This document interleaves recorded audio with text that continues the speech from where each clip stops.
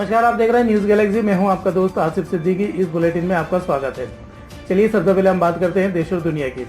दुनिया भर में पिछले 24 घंटे में 90,274 नए संक्रमित मरीजों के साथ में कुल संक्रमितों की संख्या 3,66,869 हो चुकी है। वहीं 2,03,949 लोगों की अब तक मौत हुई है। देश में पिछले 24 घंटों में 20,451 नए संक्रमित मिले हैं। इन्हें मिलाकर 54,18,681 कुल संक्रमित हो चुके हैं, जबकि 86,926 संक्रमितों की अब तक मौत हुई है। वहीं मध्य प्रदेश की बात करें तो मध्य प्रदेश में पिछले 24 घंटे में 2579 नए संक्रमित मिले हैं। इन्हें मिलाकर 1,05,644 लोग अब तक कोरोना से संक्रमित हो चुके हैं। 1970 की अब तक मौत हो चुकी है। निमाड़ में पिछले 24 घंटों में 84 नए संक्रमित मिले हैं। इन्हें मिलाकर 6,451 कुल संक्रमित हो चुके हैं। 1133 मरीज यहां पर अब भी एक्टिव हैं, जबकि 107 संक्रमितों की अब तक मौत हो चुकी है।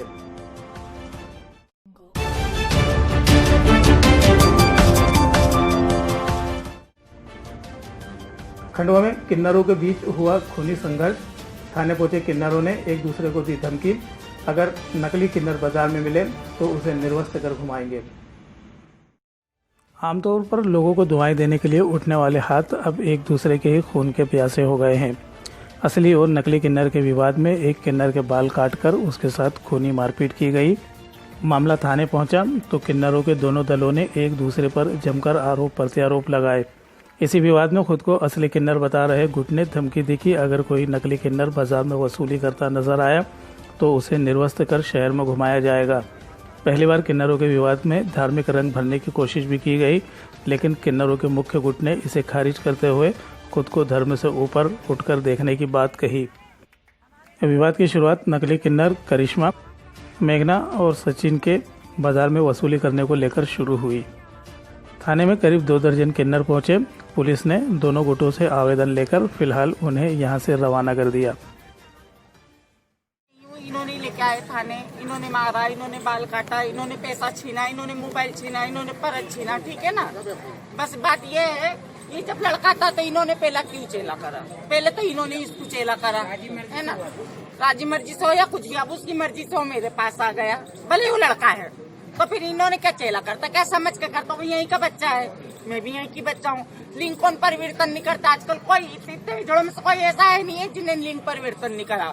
ये बोलते मुमेडन धर्म पालना, हम क्यों पालेंगे मुमेडन धर्म? हमने नहीं बोला, इन्होंने बोला। आज जो हुआ क्या हुआ ये बताओ, आज क्या हुआ? हम बाजार मांगने गए, इन्होंने हमारे पे बिल्कुल हमारी चले नहीं जा रहे।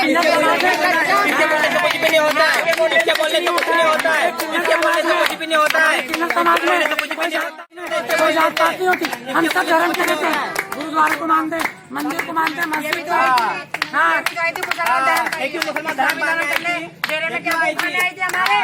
हमारे समाज में कोई धर्म नहीं है, हर समाज का बच्चा बना हुआ है। हिंदू, मुस्लिम, सिख, ईसाई सब हम एक है। भारत एक है, हमारा भारत एक है, हमारा कोई धर्म नहीं, हम सब एक है, सब एक है, हमारा कोई धर्म नहीं। हम हिंदू में भी जाते हैं दुआ आशीर्वाद करने और मुसलमान में भी जाते हैं दुआ देने। हर धर्म से हमें दान धर्म मिलता है, हम सबको दुआ देते हैं। हम किन्नर समाज है, हमारी जात में कोई धर्म नहीं है। हम हिंदू की रोटी खाते हैं, बाकी हमारी जो मट्टी है वो मुस्लिम धर्म की है।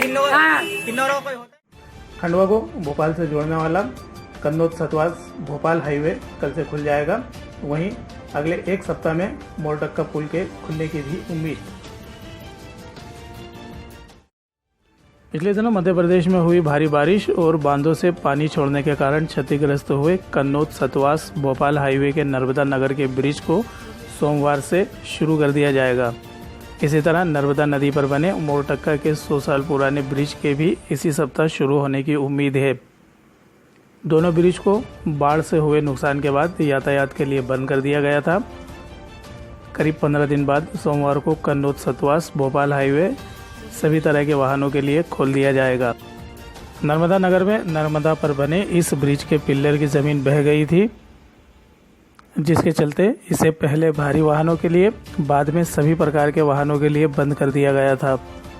वहीं खंडवा को इंदौर से जोड़ने वाले मोरटक्का पुल को भी बाढ़ के बाद यातायात के लिए बंद कर दिया गया था। इस ब्रिज पर डामरीकरण पूरी तरह उखड़ चुका था। ब्रिज की करीब 1 किलोमीटर की सड़क का डामरीकरण किया जा रहा है। बताया जा रहा है 3 से 4 दिन में इस ब्रिज को भी आवागमन के लिए खोल दिया जाएगा। मंत्री विजय शाह को कोरोना मुक्त होने के लिए समर्थकों ने किया हवन और पूजन। मध्य प्रदेश के वन मंत्री और हरसूद विधायक विजय शाह इन दिनों कोरोना संक्रमित होकर इंदौर के एक निजी अस्पताल में इलाज करवा रहे हैं। कोरोना संक्रमण की चपेट में आने से पहले शाह अपने विधानसभा क्षेत्र में लगभग 1 सप्ताह तक सक्रिय रहे और कई आयोजनों में भागीदारी भी की थी। शाह के समर्थक उनके जल्द ही स्वस्थ होने को लेकर कई धार्मिक कार्यक्रम आयोजित कर रहे हैं।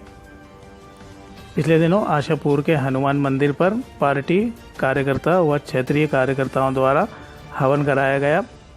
साथ ही यहां पर हनुमान चालीसा का पाठ भी कराया गया था, जिसमें मुख्य रूप से संतोष सोनी, संतोष सिटोके, राजेश राजवेद सहित क्षेत्र के भाजपा कार्यकर्ता और शाह के शुभचिंतक शामिल हुए।